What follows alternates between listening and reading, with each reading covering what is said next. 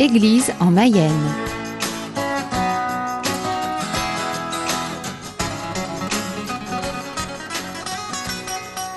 Bonjour chers auditeurs, bienvenue dans votre émission Église en Mayenne. Il n'y a pas longtemps, nous vous avons annoncé la fête du chapelet. C'est le jour, c'est le grand jour. Il y a un beau soleil, je suis à la Cotellerie. Il y avait une très belle messe que vous avez pu entendre sur nos ondes parce qu'elle était transmise en direct comme le chapelet que nous allons prier tout à l'heure dans le parc et qui sera aussi transmis en direct. En attendant, j'ai trouvé quelques personnes qui voulaient bien répondre à ma question, la question avec laquelle je suis venue aujourd'hui. Pourquoi êtes-vous là? Et je commence par des jeunes. Alors bonjour, peut-être vous pouvez me dire qui vous êtes et je veux savoir pourquoi vous êtes venu. Alors bonjour, je m'appelle Lucas, j'ai 16 ans et je suis venu parce que le chapelet, c'est finalement la prière de toute l'Église. C'est peut-être la prière la plus banale, mais c'est peut-être la plus forte qu'on peut dire puisque on peut la dire en communion avec le monde entier. Et comment est-ce que vous avez découvert la prière du chapelet? La prière du chapelet, c'est via les catéchismes ou bien l'école de prière, le PLVTT, enfin plein de choses proposées par le diocèse, aussi dans mes paroisses ou dans mon entourage qui m'ont inculqué cette culture du chapelet. Et vous priez le chapelet aussi dans votre vie privée? Alors oui, j'essaye de prier le chapelet tous les jours.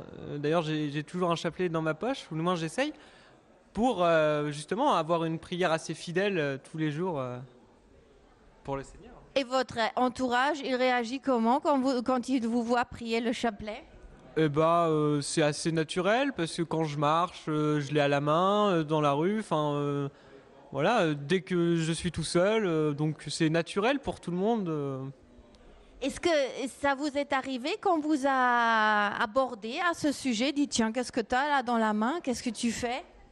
Oui, alors j'ai des camarades de classe, parce que je suis en établissement public, des camarades de classe qui peuvent être étonnés de voir un camarade avec un chapelet à la main, donc ils demandent, donc j'explique, et puis ça permet de se dire, ah tiens, il prie, ça peut être se dire, ah étrange, et finalement se poser des questions sur eux-mêmes, ça peut être intéressant.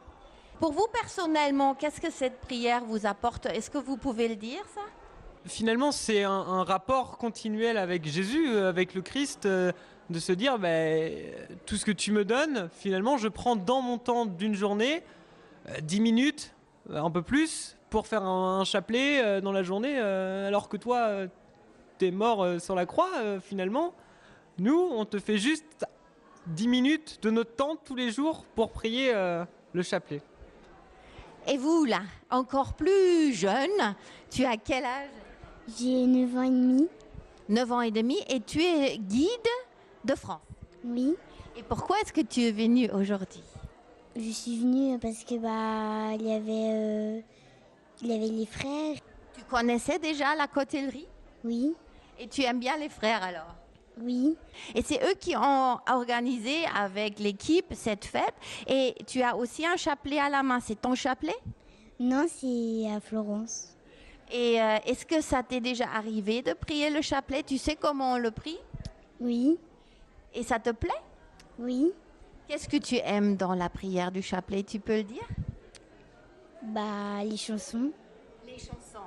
Parce que la musique, ça peut faire partie de la prière de chapelet. J'ai encore un autre scout, scout de France. Oui. Alors votre nom c'est? Lucas. Lucas aussi. Et dites-nous, quelle est votre relation avec le chapelet et pourquoi vous êtes venu aujourd'hui? Je suis venu pour pouvoir prier en communauté parce que c'est mieux quand on est à plusieurs, c'est plus convivial. Et puis ça nous permet aussi d'être en relation avec Dieu. Et est-ce que quand vous êtes ensemble, quand vous faites des choses avec les scouts, ça fait partie de votre vie communautaire de prier le chapelet?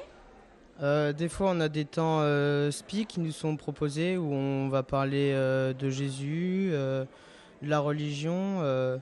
Mais oui, des fois, on peut aller le dimanche à la messe ou des prêtres qui viennent nous voir sur nos lieux de camp pour organiser une messe.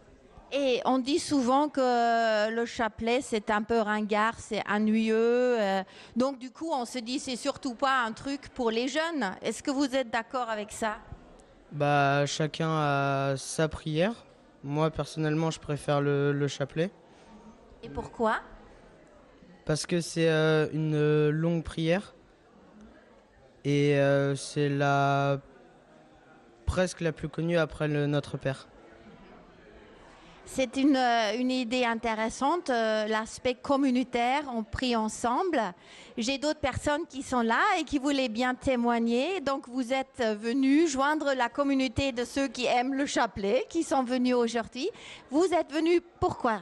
Alors moi je suis venue pour prier ensemble et parce que la prière du chapelet, j'ai du mal à la dire toute seule, elle est longue et pourtant j'ai lu énormément de fois que cette prière était puissante et donc ayant appris que c'était la fête du chapelet, je me suis dit c'est le moment d'y aller parce que là on va être à plusieurs et je vais pouvoir m'exercer à dire cette prière. Je l'ai découverte il y a quelques années dans ma paroisse. Il y a quelques années, du temps où Luc Meyer, qui était notre prêtre, était encore présent. Il est maintenant évêque à Rodez. Alors je le salue au passage, Père Luc.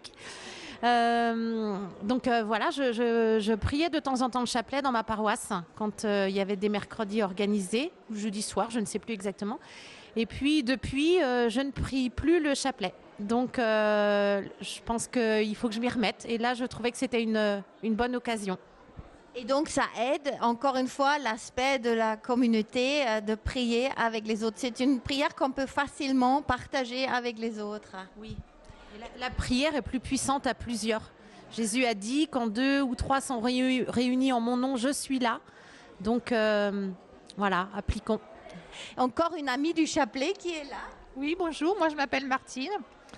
Donc je suis venue ici aujourd'hui pour prier le chapelet avec des frères et sœurs de prière parce que je sais que c'est important de prier ensemble.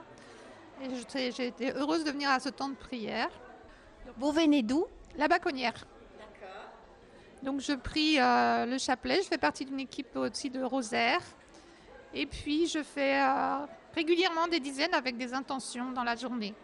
Et le faire aujourd'hui avec tout le monde, avec Marie. Marie qui est le chemin qui mène à Jésus, qui Jésus nous mène au Père. C'est ce qui était dans l'homélie ce matin. On a dit que le chapelet, ça peut avoir de l'effet aussi sur nous-mêmes, nous qui le disons. Est-ce que vous avez constaté un effet extérieur ou intérieur de cette prière? Oui, il y a des mouvements, il y a des choses qui se passent, il y a des petites grâces. Bon, moi, je ne peux pas forcément en nommer une sur l'instant, mais c'est toujours une union, une présence forte en nous, une communion au quotidien. Merci beaucoup. Et là, je me tourne à une maman qui est guide ou scout. Vous êtes en tout cas involvée dans ce mouvement aussi. Je vois ça sur votre chemise. Alors, vous êtes qui et qu'est-ce que vous faites ici aujourd'hui? Bonjour, alors moi c'est Florence et donc je suis venue pour la fête du chapelet où on nous a demandé d'aider aussi pour cette belle fête qui est une première mais certainement pas une dernière.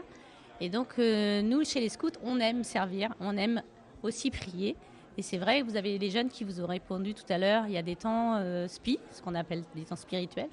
Et c'est vrai que des fois quand on marche aussi, eh bien, c'est eux, même les jeunes qui disent en marchant on va prier et on fait des chapelets. Et puis sur les pèlerinages aussi, on fait beaucoup de chapelets. Et ça nous porte. C'est vrai que c'est un vrai guide. Et puis donc, Je vous salue Marie, on demande à notre maman du ciel de nous aider. Parce que c'est vrai que ce chemin de foi, il n'est pas toujours évident. Et donc quand on est ensemble, quand on se retrouve à la côtellerie, eh bien justement, être en communauté comme ça, c'est vraiment un bonheur de pouvoir partager nos prières ensemble. Est-ce que vous constatez que c'est difficile d'inciter les jeunes à prier le chapelet ou comment est-ce qu'ils réagissent quand vous dites « alors maintenant on va prier un chapelet » ? Alors, il ne faut pas leur apporter ça comme ça. Mais voilà, non, c'est une belle expérience. On le voit, oui, c'est vrai qu'on vous a dit tout à l'heure à l'école de prière où on peut leur faire découvrir justement à quoi sert le chapelet. Les prières, voilà, c'est aussi, ça vient de notre cœur. C'est pas forcément récité par cœur. Le cœur, c'est vraiment cette communion et cette communication qu'il y a entre l'interaction entre le ciel et la terre, et entre nous, Jésus, Marie, et voilà, et tous les saints aussi qui sont là. Et vous avez dit que vous aimez prier et vous aimez servir, donc c'est quelque chose que vous avez en commun avec la Vierge. On peut dire ça. Donc, prier et servir, tout le monde est là aujourd'hui un peu pour ça. Et je vous remercie beaucoup d'avoir témoigné de votre... Oui, encore une chose. Je voulais juste rajouter que moi, je me rappelle de ma grand-mère, et je pense que tout le monde a aussi ça dans la tête. Les grand-mères, elles avaient toujours leur chapelet. Et nous qui sommes des générations un petit peu plus en retard, eh bien, on peut se rappeler de ce que nos grand-mères, ça leur a apporté. Les chapelets, elles ont beaucoup prié pendant les guerres, et on sait que ça les a portés. Merci beaucoup. Dernière question à Lucas. Lucas, d'où vient votre chapelet?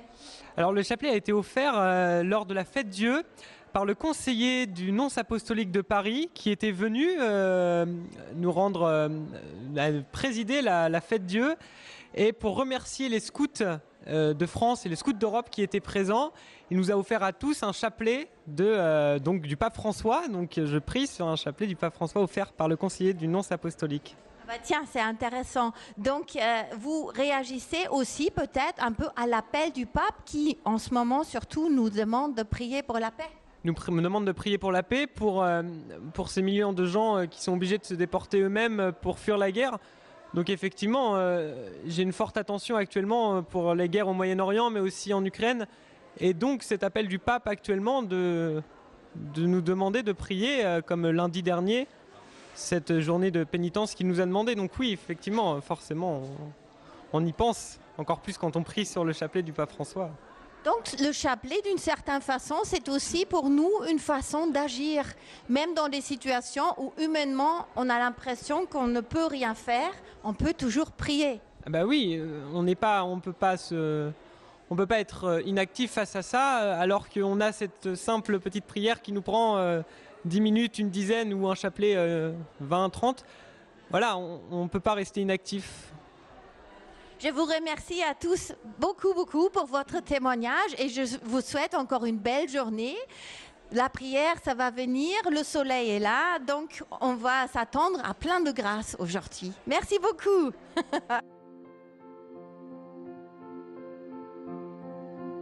Les saints et les anges en chœur glorieux chantent vos louanges aux reines des cieux. Ave, Ave, Ave Maria. Ave, Ave, Ave Maria. Alors, chers auditeurs, nous avons prié notre chapelet magnifique. Il y avait une Vierge toute fleurie qui était portée au début de la procession, suivie des louveteaux qui portaient un chapelet sous forme de ballon, magnifique, en toute simplicité. Et je pense qu'on était assez nombreux. Je ne sais pas ce que vous pensez, mais il y avait peut-être 70 personnes, quelque chose comme ça. Donc maintenant, je suis dehors sur l'herbe et je parle avec quelques personnes qui étaient involvées dans la préparation de ce beau projet. À côté de moi, Isabelle. Isabelle, comment est-ce que ça s'est fait que tu te retrouvais dans cette équipe de préparation et qu'est-ce que tu as fait concrètement? Alors, j'ai été sollicitée par Moïse pour constituer une équipe et en préparer, réfléchir à l'agencement de cette journée. Donc Moïse nous a exposé un peu son désir et on s'est réunis je crois qu'il y a un an, pas loin d'un an, pour réfléchir un petit peu à ce qu'on voulait faire dans cette journée, les modalités, le nom de la journée, comme on allait intituler cette journée. Et Moïse avait les grandes idées en tête et après tout était à construire en termes de logistique et de préparatifs. Et quand vous avez préparé cette fête du chapelet, quelle était votre idée principale? Qu'est-ce que vous voulez que ça soit ou que ça apporte? Alors on voulait que ce soit une journée ouverte à tous, Je pense que Moïse aurait eu le désir que ça touche même des personnes non croyantes, voire des personnes musulmanes. Il avait le désir de pouvoir ouvrir cette journée à des gens de quartier, de Laval, qui sont loin de tout ça. C'était un peu l'idée. Je pense que l'idée reste.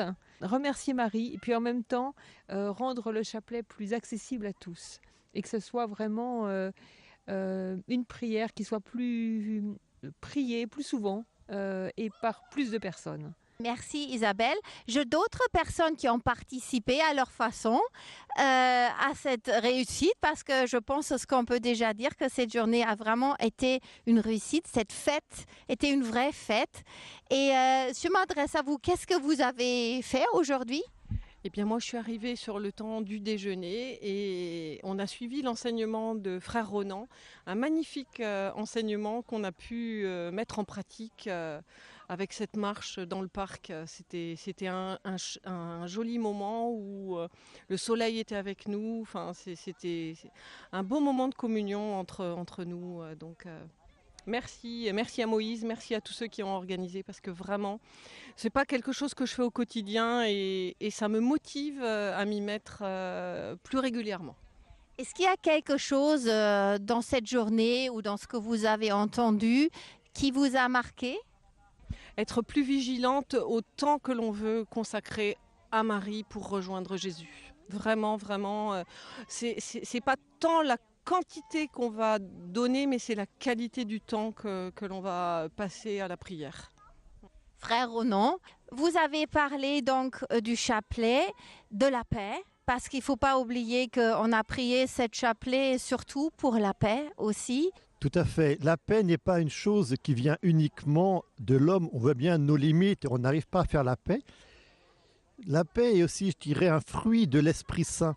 Donc se brancher, se connecter dans l'Esprit Saint par Marie peut nous aider à recevoir sa paix et à la transmettre. Bien sûr, on va aussi la transmettre par nos forces, mais aussi par notre prière et par notre agir, puisque sans Dieu, vraiment, on ne peut rien faire, on est trop limité. Et comment est-ce qu'on peut recevoir la paix en priant ? Alors pour moi, ce qui est important, j'oserais dire, c'est pas d'abord la paix, c'est cette relation à Dieu. C'est-à-dire que je peux aussi offrir ma souffrance, offrir mon mal en union avec Dieu, en union avec le monde. Dire Seigneur, voilà, je te demande la paix, mais d'abord je demande à être présent avec toi, être présent avec les autres, que je sois en paix ou que je sois pas en paix. Bien sûr, la paix, je la demande, c'est la joie, c'est le bonheur auquel on est appelé. Mais si tout ça que pour un moment je reste dans l'épreuve, Seigneur, donne-moi la force de m'unir à toi dans ta passion. Voilà. Toi aussi, tu as connu l'épreuve. Tu n'as pas dit à ton Père que ce qu'elle se passe loin de moi, mais que je sois une, Seigneur, à toi, selon ta volonté. Quelle est, Seigneur, pour moi, ta volonté ? C'est ce que je te demande, d'abord. Et qu'est-ce que vous dites aux personnes qui ont du mal avec le chapelet ? Je dirais d'abord que chacun soit présent à Dieu. D'abord de commencer par un signe de croix. Puis après de regarder Marie ou Jésus sur une icône, d'y aller progressivement. Moi, je peux dire qu'il y a 20 ans, je rentrais à la côtellerie, j'avais pas horreur, mais c'était pas du tout mon truc, le chapelet. Je l'ai pratiqué par obéissance et plus j'ai compris qui était Marie, plus j'ai aimé le chapelet. Vous avez dit tout à l'heure que le chapelet, c'est bien aussi dans le sens que ça nous aide à méditer l'évangile, de vraiment nous pencher sur la vie de Jésus et de Marie. Bien sûr, le chapelet est d'abord, je l'ai dit, une méditation d'une vingtaine parties, je peux dire entre guillemets, de l'évangile. On peut lire l'évangile et on doit le lire indépendamment du chapelet, mais pouvoir lire et méditer un morceau de l'évangile pendant 5 minutes, le temps d'une dizaine, avec Marie, c'est une expérience particulière qui est différente d'une simple lecture de l'évangile. Et qu'est-ce que vous pensez de cette fête qui s'est déroulée aujourd'hui et qui se termine là avec un goûter ? Je suis très heureux et je trouve que c'est une très belle chose. J'aime beaucoup les instants, je dirais entre guillemets, populaires. On peut se retrouver avec une ferveur tous ensemble, peu importe d'où on vient. On a besoin de ces moments qui sont différents de la messe, différents des vêpres, des offices, mais des moments conviviaux. Et je crois que ce côté a été mis en avant aujourd'hui et c'est important. C'est là qu'on peut se trouver ensemble avec des sensibilités liturgiques différentes. Je me suis dit ça aussi en marchant avec les autres derrière la Vierge et en priant le chapelet. C'est une prière qui nous met facilement en communauté, qui nous lie facilement. Même des gens que tu n'as jamais vus, tu pries les chapelets ensemble. Et ça peut être des gens de différents pays, de différentes langues, puisque cette prière existe en toutes les langues. Pour moi, ça c'est un des fruits de la marche quand on est à plusieurs. Il y a une unité qui se crée quand on marche, déjà quand on fait une randonnée, notamment longue, un peu de prier ensemble. C'est vrai que c'est répétitif, on n'a pas cherché nos mots et on sent qu'on est pris dans un mouvement comme voilà, dans une vague qui nous prend. Il n'y a qu'à se laisser faire. Donc, j'espère que cet événement, cette fête aujourd'hui n'est pas une fête unique. Ça risque de revenir l'année prochaine. Je l'espère de grand cœur. Surtout qu'on a mis 1 an et demi à préparer la trame, qui maintenant est faite, ça serait bête qu'elle parte au grenier. Donc pour ça, on compte aussi sur la prière de chaque auditeur pour remettre en place, et avec vous, ce temps fort. Tout est prêt, il n'y a plus que des bonnes volontés. Et ne nous oublions pas, chers auditeurs, que vous pouvez aussi vous joindre à la prière du chapelet tous les jours à la radio, à 10h30 sauf le dimanche, là où il y a la messe, 10h30 et à 20h30 et à 15h30 en direct de Lourdes. Donc 3 fois par jour, nous vous invitons de vous joindre à la prière du chapelet sur nos ondes. Et frère Ronan, vous aussi vous incitez sur les réseaux à prier le chapelet. Voilà, ceux qui aiment bien naviguer sur Internet, sur Hosanna notamment, il y a, je dirais, une méditation où on peut dire à 5 personnes un chapelet ensemble. Donc chacun s'engage à dire une dizaine et vous pourrez trouver mes méditations également sur le réseau Hosanna pendant 1 mois, tout au long de l'année, pendant 30 jours exactement.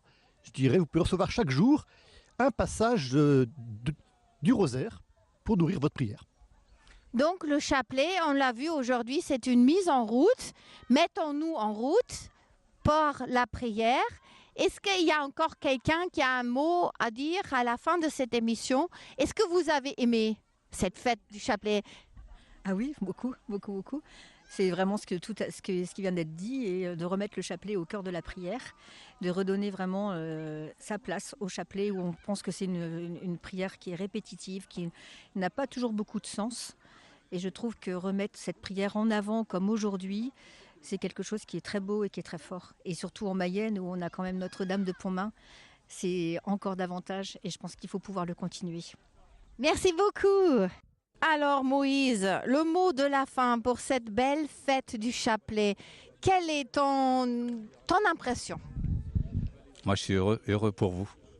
Et on dédie cette journée à la Vierge Marie, celle qui nous a fait donner cette force et cet amour pour que ce jour-là soit fait. Et c'est fait. Et notre appel a été entendu, hein? Oui, oui.